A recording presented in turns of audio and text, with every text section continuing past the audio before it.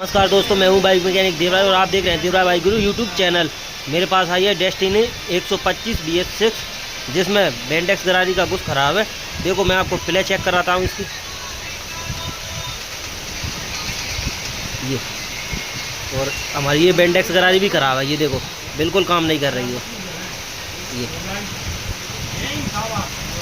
मैंने इसमें बेंडेक्स गरारी नई भी डाल दी।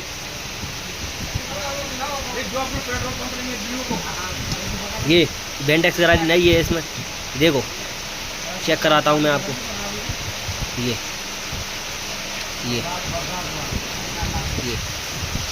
पूरा छोड़ कसने के बाद में देखो रिटर्न जा रहा है।